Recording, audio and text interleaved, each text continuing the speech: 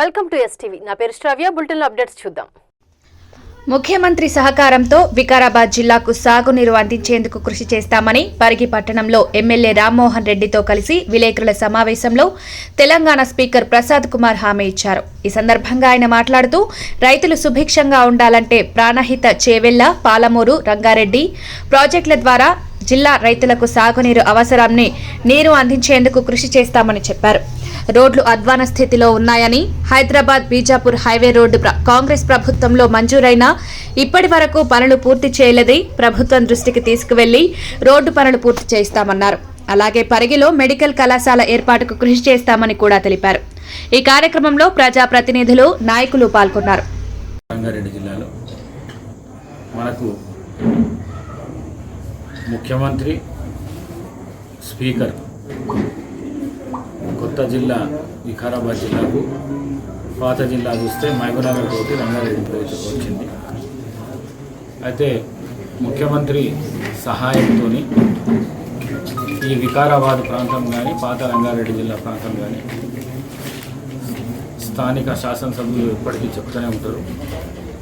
2 నీళ్ల ప్రాజెక్టులు పెద్దయి మన ప్రాంతానికి రాకుండా పోయినాయి. తప్పకుండా కాంగ్రెస్ అధికారం ఉన్నది కాబట్టి ఇక్కడ ప్రాణహిత చేవెళ్ళ కానీ, మరి అదేవిధంగా పాలమూరు, రంగారెడ్డి కానీ ఈ నీళ్లు పాత రంగారెడ్డి జిల్లాకు తీసుకొచ్చే విధంగా ప్రయత్నం చేస్తాము. మేము నలుగురం కలిసి తీసుకొని వచ్చే ప్రయత్నం చేస్తాము. రైతులు సుభిక్షంగా ఉంటేనే రాష్ట్రం సుభిక్షంగా ఉంటుంది కాబట్టి ఆ విధంగా ప్రాజెక్టులు, ముఖ్యంగా రోడ్లు చాలా అధ్వానమైన పరిస్థితుల్లో ఉన్నాయి 10 ఏళ్ళ నుంచి. ముఖ్యంగా R&B రోడ్లు కానీ, పంచాయతీరాజ్ రోడ్లు కానీ, మరి హైవేస్ కానీ.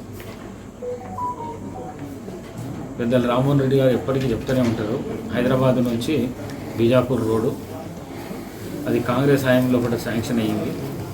ఇంతవరకు దానికి అక్కడ మీకు హైదరాబాద్ నుంచి దగ్గర మనగూడ దాకా భూసేకరణ జరుగుతలేదని చెప్పి చెప్తాడు. ఎక్కడ మాట్లాడినా ఈ మాట తప్పకుండా చెప్తాడు. ఇది ప్రభుత్వం దృష్టికి తీసుకుపోయి ముఖ్యమంత్రి గారితో మాట్లాడి తొందరగా ఈ రోడ్ అయ్యేటట్టు ప్రయత్నం చేస్తా. మరి జిల్లాకు సంబంధించిన అన్ని నియోజకవర్గాలకు మెడికల్ కాలేజ్ అన్నీ ఇంతకుముందు ఒక ప్రతిపాదన ఉండే. తప్పకుండా ఇప్పుడైతే వికారాబాద్కు మాత్రము కాలేజ్ అయితే వచ్చింది, ఇన్ఫ్రాస్ట్రక్చర్ రాలేదు కాబట్టి అక్కడ ఇన్ఫ్రాస్ట్రక్చర్తో పాటు మరి ఇక్కడ పరిగిలో కూడా మెడికల్ కాలేజ్ తీసుకురానికే ప్రయత్నం చేస్తాం. అట్లనే కోడంగల్